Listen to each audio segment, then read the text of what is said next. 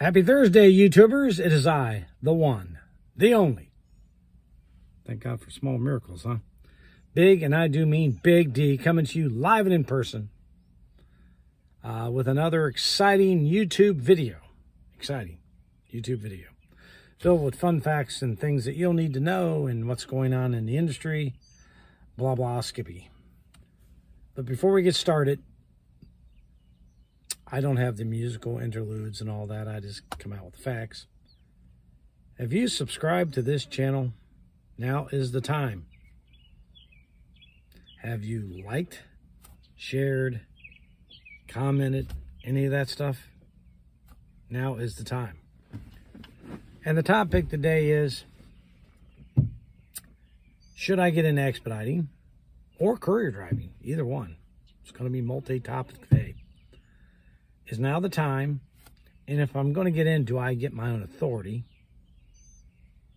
And what do I think? That was a question I got.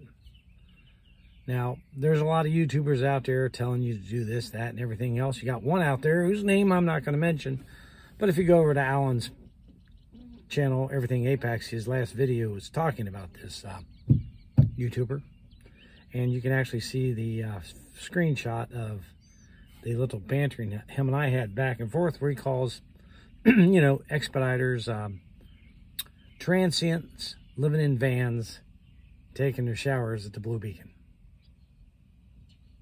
That's right, it's a YouTuber about expediting. That's what he actually thinks of you. We could talk hours on this guy, but, you know, he talks about this, that, and everything else, and he's making gazillions of dollars, but then again, he's driving a truck on the weekends. You're making all that money out here like you're saying you're making. Why don't you have weekends off? Hey, I just took the last month off. Bought that new Class B motorhome. Some of us are making money, others talk about it. But I'm going to do a little bit of a breakdown so you can see how this is going to break down for you. And it's really rather interesting. And I am going to break this down several ways so that you guys get how this affects you. Okay? So, let me write this down. I don't want to screw this up. You know, why rates are important. And you have to, 300, so it's 180. Stand just 1 second here, because I want to make sure I get this right. And it's 70 cents. Times 21, so that's 600, around 900. Okay. Alrighty, now 800 actually. There you go. All right, now I'm going to give you some base numbers that are, you know, pretty decent weeks. Freight's a little sluggish out here. In certain areas, it's even horrible. But if you drove 3,000 miles and averaged 10% deadhead, which would be 300 miles, so you did a total of 3,300, and I'm just going to give you 25 in tolls for that week. You would, after you take out the gas at $4.80 a gallon, at 17 miles per gallon, that's going to be about $936. Then I'm taking out, actually I took out 24 instead of 25 to make it easy. And then your insurance payment of $140, and van payment of about $200. You without depreciating and maintenance, you would have cleared $1,400 for that week. That isn't too bad. A lot of people would be happy with that, but just remember, you're on the road 7 days a week eating out of your van, so you're gonna have to have some monies for food. But I'm not even putting that in there. You may eat like a pig for all I know, or you may eat like a bird. Who knows? But you're at $1,400 before food, and you're living in a van, so you best like it. The guy made that quote. part of his name is Van Life. I don't know why he says that, because apparently he hates driving a van. If he thinks we're all, you know, transients, he's in this industry.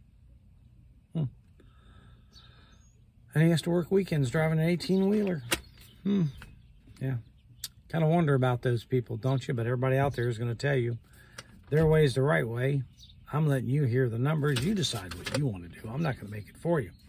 But when I challenge you to meet up with me and do a joint video of our channels, and to prove it, and his answer comes back with that, you have to wonder about it. So if we took you down that average of 80 cents a mile, that would have made you $1,100, and at 70 cents a mile, that makes you $800 for a week. True, your insurance can be higher. True, your van payment could be lower. But I just took an average one of what most people have out here. And that's how I came up with those numbers. So you're going to be a couple $100 either direction. Roughly $800 to $1,600, somewhere in there per week. And if that sounds good to you, jump on in. There you go. Answered for you. But you're seeing this now. For all you want to go get your own authorities, people are trying to sell their authorities, their MC numbers. $10,000. It's not worth $10,000. Are they nuts? They don't go up in value. You know, it basically, you base $300-400. There you go. People are looking to get out of this industry in droves, trying to figure out ways to sell their stuff to you at maximum dollars. Now, vehicles I get, because, you know, a vehicle has value. My van would sell for about $35,000. It's 2018 Ford Transit, 250 high top, non-extended. It's going to have the inverter in it, you know, the heater, bed, that kind of stuff. But $35,000. Why? Because that's what it's going for. If you can find one. Now you're going to, oh, that's ridiculous.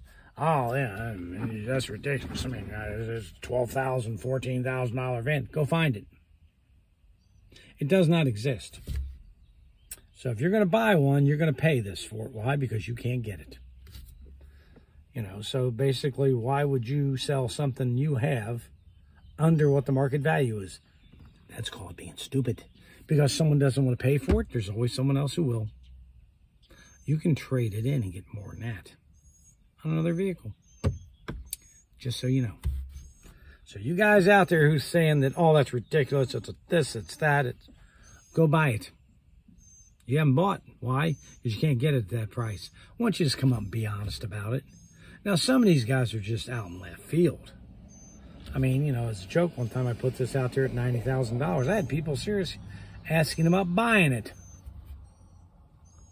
I was being funny. So should you get in? Well, it's not getting any better, folks. In fact, it's getting worse. Gas prices went up again. Rates are not going up.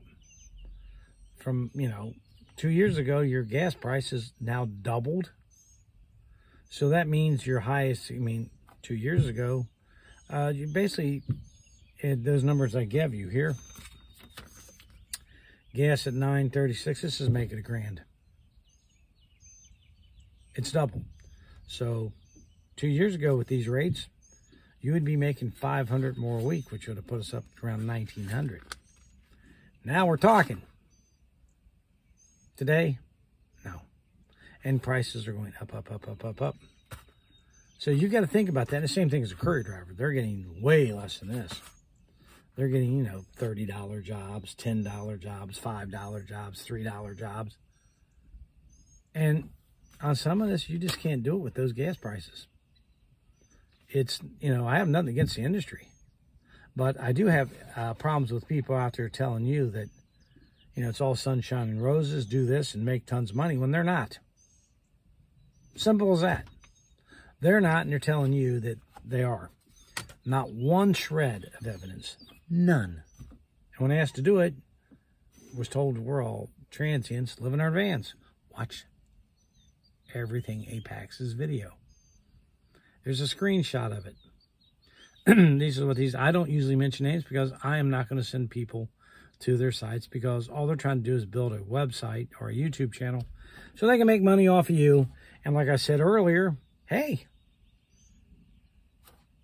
people want to hear great things. They don't want to hear truth. They don't want to hear the fact that the van's going to cost you that amount of money. Why? Because that's what the market is. They'd rather the guy at 19 grand or 15 grand. They want to hear that. It's not reality. Go buy a house right now. Go buy gas. Tell them you want to pay $2 a gallon. Reality is going to suck when you find out they're not going to sell it to you for that. I talk in what's going on at the moment. Reality. This is reality, folks. And they're living in la-la land is all I can come up with, because they all know it's ridiculous. And that's the problem. Too many people out there giving information to be what they call influencers in the industry and not do anything. Nonsense. I've also been asked about who do I run for. I run for Alan, Paxton Expedite Services. Tim and Alan. Why do I run there? I'm happy there. I get some really good rates, and I get some real rates on certain times. But you're going to learn. You're going to take that, because you're going to get stuck somewhere and you're going to have to get out. And I'd rather make something getting out than nothing and have to pay my way out. Which is why I don't go to California. I'd go to Calexico, from like Cincinnati. I'd go out there because if nothing else, I'm going to deadhead to El Paso. And that'd be $150 to move back. And if I get like $1 a mile going out, I can spend $150 moving into a better freight area. I can hope to get something out of there. Could happen. If not, nice drive out, made some money, and had to move back. But notice I wanted monies up front to move out there. I'm definitely not going to Seattle. Washington State, even though I have a daughter up there, just doesn't make sense. I'm not going up into San Francisco and those areas. You got to be crazy. Southern California, at least I can cross over and move out of there cheaply. You're going to have to think about this. You're going to have to wonder, is it the time? My opinion, no, it's not. That's my opinion. I'm still doing pretty good, but how long is that going to last? This is all going to trickle down and dump on us quicker than we realize. This is Big D saying, let's focus on the end result.